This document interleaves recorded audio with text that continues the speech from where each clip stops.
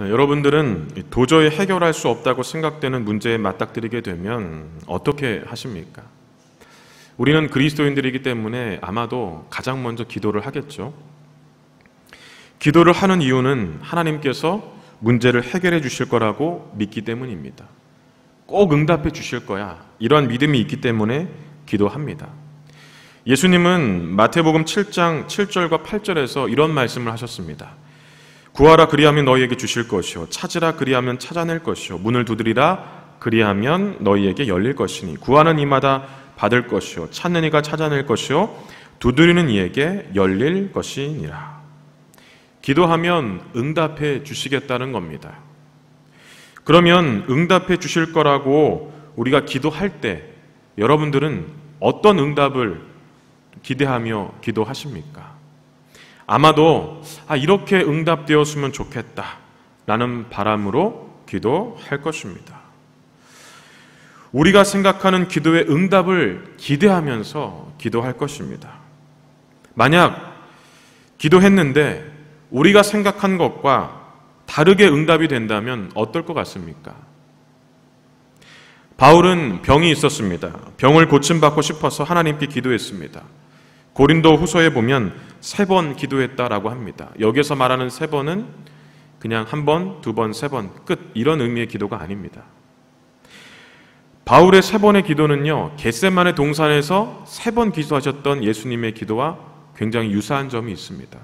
왜냐하면 바울은 예수님을 닮고 싶어 했고 예수님처럼 살고 싶어 했던 그런 인물입니다. 그래서 바울의 3번의 기도는 아마도 예수님께서 겟세마네 동산에서 3번 기도하셨던 것, 아마 그것을 연상하면서 기도했을 겁니다. 예수님은 어떻게 기도하셨습니까? 누가복음에 보면 힘쓰고 애써 더욱 간절히 기도하셨는데 땀이 땅에 떨어지는 핏방울같이 되도록 기도하셨다고 합니다. 이렇게 3번 기도하신 거예요. 그러니까 단순히 1번 했고 2번 했고 3번 했고의 의미가 아니라 계속해서 더 힘쓰고 애써 간절히 기도했다는 겁니다.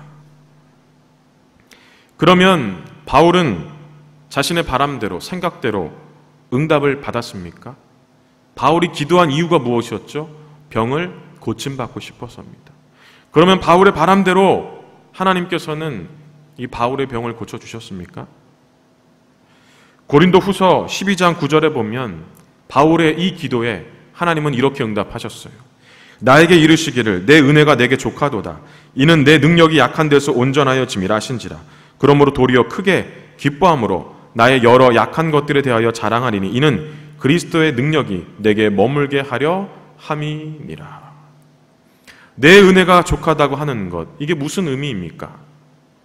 그냥 그렇게 살라는 겁니다. 고쳐주지 않겠다는 겁니다. 예수님께서 겟세마네 동산에서 기도하실 때 어떤 주제를 가지고 기도하셨습니까? 하나님, 이 잔을, 이 고난을 지나가게 해 주십시오. 이 예수님의 기도에 하나님은 어떻게 응답하셨죠? 거절하셨습니다. 어쨌든 하나님께서 기도에 대해서 응답은 하셨지만 바울의 바람과는 전혀 다른 응답이었습니다. 그러면 이것을 기도의 응답이라고 할 수 있을까요? 바울은 병을 고침받고 싶어서 기도했어요. 그런데 하나님은 거절했습니다. 은혜가 족하다는 거예요. 그냥 그대로 살라라고 말씀하셨어요. 이것이 정말 하나님의 응답이라고 할 수 있겠습니까? 만약 여러분들이 바울의 입장이라면 어떨 것 같습니까? 그래, 이것도 응답이야. 인정하고 받아들일 수 있겠습니까? 내 바람과 전혀 달라요. 특히 바울의 병은 우리 지난번에 예수의 흔적, 그리스도의 흔적에 대해서 말씀을 나눴지만 예수님 때문에 박해받고 고난을 받으면서 생긴 병이었어요. 그런데 지금 하나님은 거절하셨습니다. 지금 이런 상황이 우리의 상황이라고 적용했을 때 과연 고쳐주지 않는 것도 하나님의 응답이야. 그래, 인정하고 내가 받아들여야지. 여러분들은 이렇게 하실 수 있냐는 겁니다. 솔직히 저는 참 힘들 것 같아요. 이게 진짜 응답인가? 굉장한 고민이 될 것 같아요. 응답처럼 생각하지 않을 것 같습니다. 아닌 것 같아요. 다시 기도해야지. 이럴 것 같아요, 솔직히. 혹 여러분들이 도저히 해결할 수 없다고 생각되는 문제에 딱 맞닥뜨렸어요. 그래서 하나님께 기도했습니다. 그런데 바울처럼 거절을 당했어요. 생각했던 것과는 전혀 다른 응답. 그래, 이것도 응답이야 라고 받아들이기보다 아마도 원망의 마음이 더 크게 생길 것 같아요. 오늘 본문 2절에 보면 하박국 선지자는 바로 그런 불만을 토로한 겁니다. 그런 불만이 무엇입니까? 하나님께 기도했는데 거절당한. 우리 2절의 말씀을 한번 같이 볼까요? 2절 함께 읽어보겠습니다. 여호와여, 내가 부르짖어도 주께서 듣지 아니하시나니 어느 때까지니까 내가 강포로 말미암아 외쳐도 주께서 구원하지 아니하시나이다. 이것은 이런 겁니다. 하나님, 기도하는데 왜 응답해 주시지 않습니까? 도대체 언제 응답해 주시는 것입니까?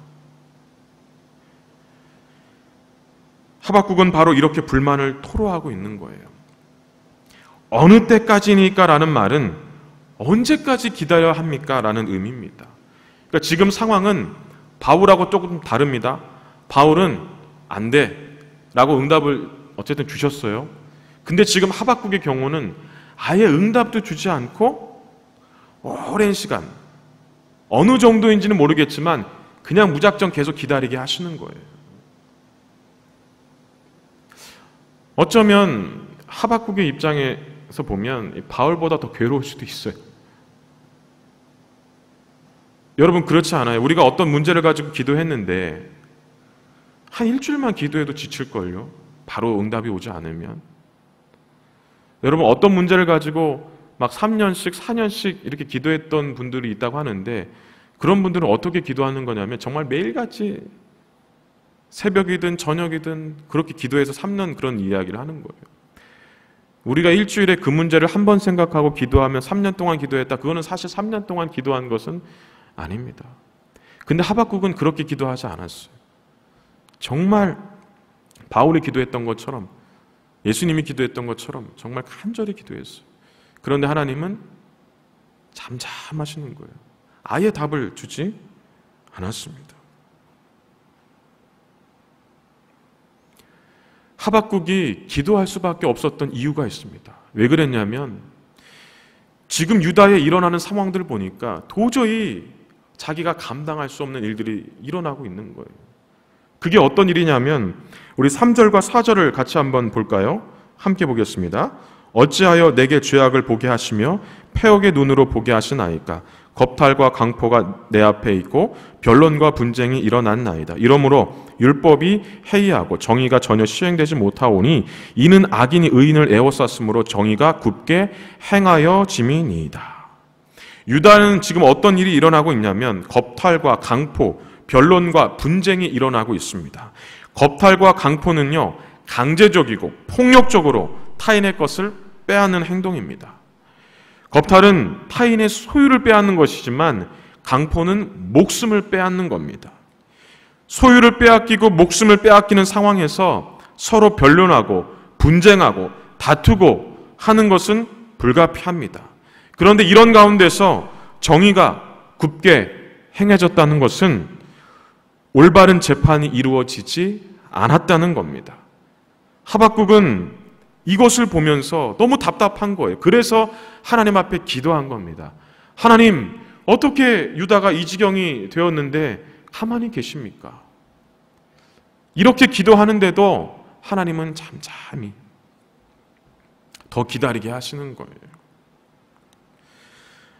하박국은 이러한 상황이 너무 충격적이었는데 더 충격적이었던 것은 무엇이냐면 이런 겁탈과 강포와 같은 행위가 악인들이 의인에게 행하고 있다는 거예요.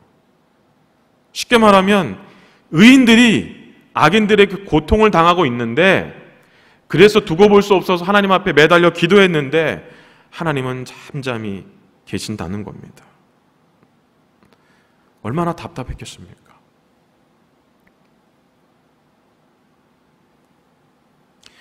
그런데 얼마가 지났는지 모르겠어요. 어쨌든 오랜 시간 기다렸던 거는 맞는 것 같아요. 드디어 하나님께서 응답을 해주셨습니다. 어떻게 응답하셨을까요? 하나님의 응답을 받고 하박국은 더 충격을 받았습니다. 그 이유가 무엇이냐면 쉽게 말하면 이런 겁니다. 하나님, 지금 유다가 얼마나 충격적인 상황이 있습니까? 악인 때문에 의인이 고통받고 있습니다. 그러면 구해 주셔야 되지 않습니까? 어떻게 이런 상황을 그대로 두십니까? 그에 대한 하나님의 응답은 내가 유다를 더 고통스럽게 하겠다. 이게 하나님의 응답이었습니다. 하박국은 무엇을 기대했을까요? 고통받는 의인을 건져주기를 분명히 기대했을 겁니다. 그런데 하나님은 더 고통받게 하겠다는 겁니다. 바울의 기도 응답보다 더 충격적이지 않습니까? 6절에 보면 보라, 내가 사납고 성급한 백성 곧 땅이 넓은 곳으로 다니며 자기의 소유가 아닌 거처들을 점령하는 갈대아 사람을 일으켰나니. 여기에 이 갈대아 사람은 바벨론 사람들인데 바벨론 사람들이 어떤 사람이래요? 사납고 성급하고 자기의 소유가 아닌 거처를 점령하는 것. 그러니까 이것은 강포와 겁탈이거든요. 그러니까 남의 것을 빼앗는. 바벨론을 통해서 또 이런 일을 당하게 하겠다는 거예요. 유다 내에 있는 악인들을 통해서만 고통을 받는 것이 아니라 이들보다 더 악한 자들을 통해서 고통받게 하겠다. 지금 이렇게 말씀하고 있는 겁니다. 7절에서 9절은 바벨론이 행하는 강포, 지금 유다에서 일어나고 있는 것보다 더 끔찍한 강포를 행할 것이다라고 말하고 있는데 이 10절에서는 바벨론이 행하는 것이 얼마나 끔찍한지 이렇게 말합니다. 우리 10절을 다시 한번 보실까요? 왕들을 멸시하며 방백을 조소하며 모든 견고한 성을들을 비웃고 흉벽을 쌓아 그것을 점령할 것이라. 이것은 왕들과 지도자들을 비웃음거리로 만들고 성읍을 황폐하게 만들어 버리겠다는 겁니다. 실제로 바벨론을 통해 유다에 있었던 일들을 예레미야는 이렇게 소개합니다. 바벨론의 왕이 리블라에서 시드기야의 눈 앞에서 그의 아들을 죽였고 왕이 또 유다의 모든 귀족들을 죽였으며 왕이 또 시드기야의 눈을 빼게 하고 바벨론으로 옮기려고 사슬로 결박하였더라. 갈대아인들이 왕궁과 백성의 집을 불사르며 예루살렘 성벽을 헐었고. 시드기야는 남유다의 왕입니다. 시드기야가 보는 앞에서 그 아들을 죽였습니다. 유다의 모든 귀족들을 다 죽였습니다.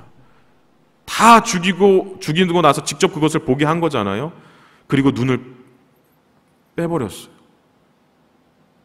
얼마나 잔인합니까?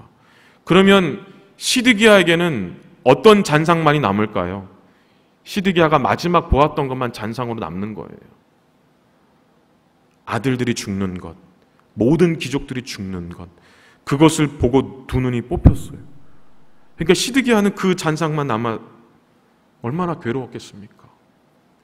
그리고 모든 성읍들에 있는 백성들을 죽이고 집을 다 불태워 버렸습니다. 실제로 이런 일이 일어났어요. 오랜 기다림 끝에 하박국이 받은 응답, 여러분 어떻습니까? 하박국이 보기에 하나님은 정말 선하십니다 라고 느껴졌을까요? 오늘 우리가 보진 않았지만 이 응답을 받고 하박국이 또다시 기도했던 내용은 무엇이었냐면 하나님, 왜 하필이면 악한 자들을 통해서 고통을 받게 하십니까? 이거였습니다. 그래서 11절에 보면 이런 말씀이 있어요. 그들은 자기들의 힘을 자기들의 신으로 삼는 자들이라. 그러니까 바벨론은요, 스스로를 하나님이라고 생각하는 교만한 자들입니다. 이런 자들을 통해서 왜 유다가 고통을 받아야 하는지 하박국은 이해할 수가 없었어요. 그러니까 너무 원망스러웠던 거죠. 만약 오랜 기다림 끝에 하박국이 받았던 응답대로 하나님께서 여러분들의 기도에 응답하신다면, 내가 고통을 받고 있는데 이 고통에서 벗어나고 싶어서 기도했는데 더 고통을 주시겠다라고 하신다면 여러분 어떨 것 같습니까? 하나님, 지금 제 상황이 너무 힘듭니다. 주님 도와주십시오 라고 기도했는데 하나님은 더 힘들게 할 거야 라고 만약에 응답하셨다면 어떨 것 같습니까? 하나님이 원망스럽게 느껴지지 않겠습니까? 어쩌면 다시는 기도하고 싶지 않을 것 같아요. 기도할 때 우리는 이렇게 응답되면 좋겠다라는 생각을 합니다. 이 생각은 잘못된 것은 아닙니다. 그런데 우리가 여기서 한 가지 알아야 될 것은 하나님의 생각과 우리의 생각은 분명 다르다는 겁니다. 다르다고 해서 기도가 응답이 안 되는 것은 아닙니다. 그러면 이 하박국의 기도와 하나님이 주신 응답을 통해서 우리는 무엇을 깨달아야 될까요? 오늘 이 말씀에서 가장 중요한 부분은 이겁니다. 첫째는 왜 하나님께서 우리와 우리의 생각과 다르게 응답하셨는지 그 뜻을 깨달아야 됩니다. 3절과 5절에 보면 공통적으로 나오는 말이 있습니다. 이 보다라는 말입니다. 3절에서 죄악을 보게 하시고 폐역을 눈으로 보게 하신다. 5절에서 보고 또 보라고 하십니다. 하나님께서 무엇을 보라고 하셨을까요? 죄를 보라고 하신 거예요. 그런데 하박국은 지금 무엇을 보고 있는 겁니까? 의인이 고통을 당하는 것만 보고 있는 겁니다. 그러면 정말로 의인이 고통을 당하고 있는 거였을까요? 그게 아니라 하나님이 보라고 하시는 것은 그들이 왜 고통을 받을 수밖에 없는지 그들의 죄를 보라는 겁니다. 그러니까 고통에서 건져지는 것보다 더 중요한 문제가 뭐냐면 그들을 고통스럽게 하는 그 죄의 문제를 볼 수 있어야 한다는 거예요. 그래야만 고통에서 벗어날 수 있기 때문입니다. 창세기 18장에서 하나님은 소돔을 심판할 계획을 아브라함과 함께 나누셨죠. 그때 아브라함이 하나님께 이런 말을 합니다. 하나님, 어떻게 의인을 악인과 함께 심판하십니까? 그거는 옳지 않습니다. 공의로운 하나님께서 그렇게 하시면 안 됩니다. 그때 하나님께서 아브라함에게 말씀하신 것은 의인을 찾아보라는 겁니다. 그래서 아브라함이 의인을 찾았어요. 근데 찾기 전에 어떻게 했습니까? 한 50명 정도 찾으려고 했더니 없을 것 같아서 줄입니다. 40명, 30명. 딱 줄여요, 이렇게. 그렇죠? 몇 명까지 줄입니까? 10명까지 줄이고 이제 찾으러 가려고 했는데 찾으러 갔을까요? 안 갔을까요? 안 갔습니다. 왜 안 갔을까요? 없겠죠, 의인이. 아브라함도 하나님과 대화하면서 그런 생각이 들었을 거예요. 분명 하나님은 어떤 분이시라고 아브라함이 고백했죠? 의인을 악인과 함께 멸하지 않는다 그랬어요. 그러니까 자꾸 줄여가면서 보니까 없어요. 하박국과 동시대 활동했던 선지자 예레미야에게도 하나님은 이런 말씀하셨습니다. 너희가 예루살렘 거리로 빨리 다니며 그 넓은 거리에서 찾아보고 알라. 너희가 만일 정의를 행하며 진리를 구하는 자를 한 사람이라도 찾으면 내가 이 성읍을 용서하리라. 이게 무슨 의미입니까?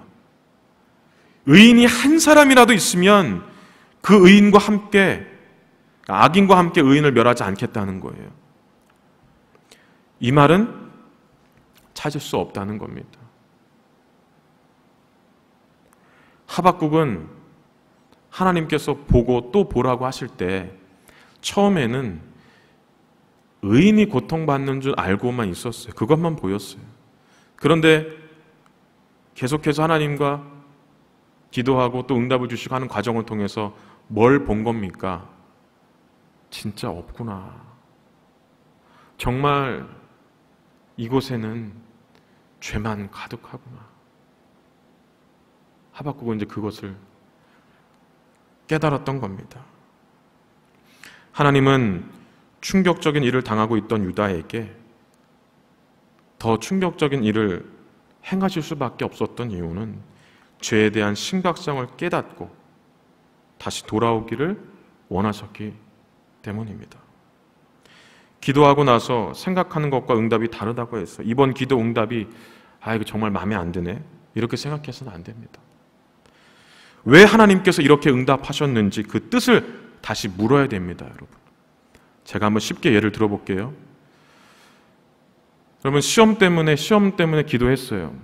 떨어질 수도 있고 합격할 수도 있습니다. 그러나 우리가 시험을 준비하는 동안은 어떻게 기도합니까? 떨어뜨려 달라고 기도합니까? 붙여달라고 기도하죠. 당연히 합격해달라고. 여러분, 떨어졌어요. 그럼 왜 떨어졌는지를 기도하는 겁니다, 사실은. 그럼 합격을 했어요. 그러면 응답받았으니까 끝난 겁니까?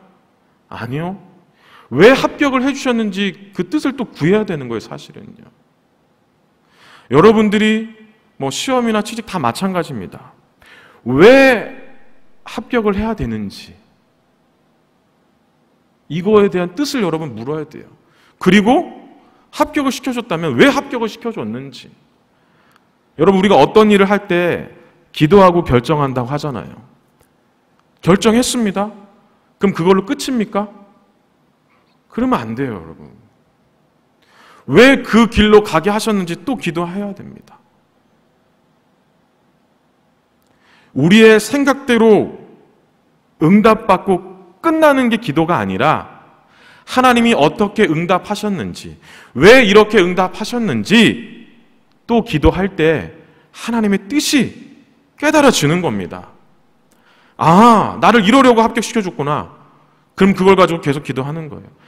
나를 이러려고 이곳에 보내신 거구나. 계속 기도하게 되는 겁니다. 아마도 우리는 응답받았다고 생각하면 기도 안 할걸요, 그죠?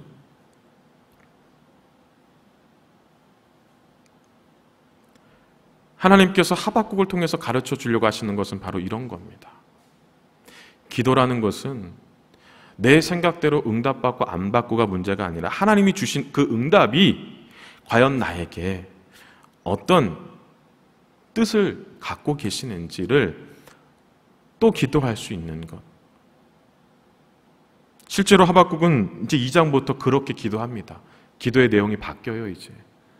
그래서 마지막 결론을 우리가 이제 다음 주에 좀 살펴보겠지만, 여러분, 기도라는 것은 그런 겁니다. 병을 위해서 기도했어요. 나았습니다. 그럼 나았으면 그냥 끝입니까? 응답 받은 겁니까? 아니요. 왜 낫게 하셨는지를 기도해야 됩니다. 안 낫어요. 왜 안 낫게 하셨는지를 기도하는 거예요. 기도라는 것은 이런 겁니다. 하나님의 뜻을 구하는 것, 그 뜻을 깨닫는 것, 그래야 하나님의 뜻대로 살아갈 수 있습니다. 둘째는 어떤 응답에도 하나님의 선하심을 의심하지 말아야 됩니다. 이거는 첫 번째 것과 아주 밀접한 관계는 있는데, 하나님께서 응답을 주셨다는 것은 그건 선한 거예요. 악한 것을 우리에게 주지는 않습니다. 5절에 보고 또 보라는 것, 잘 보라는 것.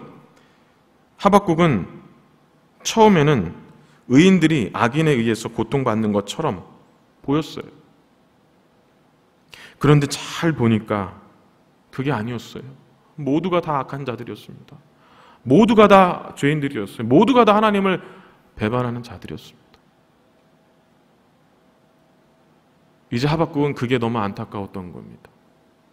이야, 우리가 이 지경에 이르렀구나. 하나님께서 이제 심판하지 않으면 안 되는 그런 지경에 이르렀구나. 쉽게 말하면 죄가 이제 차고 너무 차가지고 이제 지금 넘치고 있는 거예요. 이제 더 이상 감당이 안 될 만큼 넘치고 있는 겁니다. 그러니 하나님이 이것을 어떻게 그냥 내버려 둡니까? 그래도 하나님이 선택한 백성인데 이들의 죄가 그냥 계속 넘치도록 놔둬야 됩니까? 이 죄를 멈추게 해야죠. 그럼 제가 한번 질문을 해보겠습니다. 여러분, 죄가 넘쳐나요. 죄를 계속 짓도록 내버려 두는 게 선한 겁니까? 아니면 그 죄를 그치게 하는 것이 선한 겁니까? 뭐가 선한 것 같아요? 제가 굳이 1번, 2번 손들어 보라고 하지 않겠습니다. 여러분, 뭐가 선한 것 같아요? 죄가 막 넘쳐가지고 그냥 죄를 막 짓고 사는 게, 그렇게 내버려 두는 게 선한 건지, 아니면 그 죄를 그치게 하려고 심판하시는 것이 선한 건지. 처음에 하박국은 하나님이 그냥 내버려 두는 것처럼 느꼈는데, 그 내버려둠이 어떤 내버려둠입니까? 고통을 받는데 내버려 두는 것처럼. 근데 그게 아니었어요. 죄를 짓는데도 참고 참으신 거지, 그냥 내버려 둔 게 아니라. 그러다가 결국 하나님은 이제 더 이상 이대로 내버려 뒀다가는 큰일 나겠으니까, 더 이상 안 되겠으니까 하나님은 그 죄에 대해서 심판할 수밖에 없었던 겁니다. 분명 하박국도 이렇게 기도했어요. 3절을 한번 보실까요? 3절을 한번 읽어보겠습니다. 여호와께서 이르시되 너희는 여러 나라들을 보고, 또 3절이 아니라 5절을 읽었네요. 3절을 보겠습니다. 어찌하여 내게 죄악을 보게 하시며 패역을 눈으로 보게 하시나이까? 겁탈과 강포가 내 앞에 있고 변론과 분쟁이 일어났나이다. 지금 3절에 하박국은 뭐라고 기도하고 있죠? 주님, 왜 불의를 보게 하십니까? 왜 악을 그대로 내버려 두십니까? 하박국 이렇게 기도했잖아요. 그렇죠? 근데 하나님은 어떻게 하셨습니까? 불의, 악 심판하신 거예요. 분명 하박국의 기도에는 불의를 내버려 두지 말라고, 악을 그대로 내버려 두지 말라고 기도했어요. 그렇죠? 근데 물론 이제 착각하는 건 있었죠. 악인이 의인을 고통 주는 줄 아니까 그 악인을 내버려 두지 말라고 하신 건데, 하나님 보시기에는 의인이 없었던 거예요. 다 악인이었죠. 그러니까 그 기도대로 어쨌든 더 이상 죄가 가득해지지 않도록 심판을 하신 겁니다. 하박국이 보기에 신실한 하나님의 백성이 고통을 당하는 것처럼 보였지만, 사실 유다는 이미 하나님을 배반했고 악을 행했고 그 악으로 고통을 받는 거였습니다. 그리고 하나님은 그 악을 멈추게 하시려고 심판하신 겁니다. 그러면 하나님은 불의하신 하나님이십니까? 아니요. 선하신 하나님이십니다. 하나님은 불의한 것을 심판하시지 의로운 것을 심판하지 않습니다. 우리의 생각으로 하나님의 선하심을 제한해서 하나님을 불의한 분으로 만들어서는 안 됩니다. 우리가 좀 이해할 수 없다 뿐이지, 물론 그 이해도 계속해서 이해를 못하는 것이 아닙니다. 이해를 잘 못할 뿐이지 하나님은 선하십니다. 오늘 우리는 하박국의 기도와 응답을 통해서 중요한 두 가지의 사실을 배웠습니다. 기도는 어떤 응답을 주든지, 왜 하나님께서 그 응답을 주셨는지 그 뜻을 물어야만 하나님의 계획을 알고 그 뜻대로 살 수 있다는 거예요. 그리고 하나님께서 주시는 응답은 불의한 것이 아니라 가장 선하신 응답을 우리에게 주신다라는 사실을 여러분들이 꼭 기억하셨으면 좋겠습니다. 인생을 살다 보면 우리의 생각으로 이해하기 어려운 일들을 겪게 됩니다. 여러분, 코로나 바이러스도 그렇죠. 갑작스럽게 내리는 폭우도 그렇잖아요. 이해가 되나요? 왜 바이러스로 감염시켜가지고 감염돼서 사람들이 막 죽어가고 있는데도 이게 잠잠해질 기미도 보이지 않고, 이런 고통 가운데 있는데 그냥 많은 비가 쏟아져가지고 많은 사람들이 죽고 다치고 삶의 터전을 잃어버리고 고통받고, 여러분 TV나 인터넷을 통해서 보는 뉴스들 보면 너무 마음이 아프잖아요. 이해가 안 가잖아요. 솔직히 참 이해가 안 가는 것들이 참 많아요. 사실 여러분, 이럴 때 어떻습니까? 기도하게 되잖아요. 하나님, 제발 좀 도와달라고. 우리가 코로나를 위해서 얼마나 기도했습니까? 1월, 2월, 3월, 4월, 5월, 6월, 7월, 이제 8월입니다. 8개월. 그러면 하나님 응답 안 해주시는 겁니까? 어느 누군가는 지금 기도를 좀 안 해서 그런 겁니까? 아니에요. 우리 기도 얼마나 많이 합니까? 우리만 기도하나요? 한국교회 모든 사람 다 기도하죠. 그런데 이게 조금 늦어진다고 기도 안 하는 것처럼 얘기하고, 우리의 기도에 능력이 없는 것처럼 얘기하고, 그러기보다 기도하면서 하나님의 좀 뜻을 구했으면 좋겠어요. 왜 이게 길어지는지, 그리고 길어진다면 이것이 분명히 우리에게 악한 것만은 아닌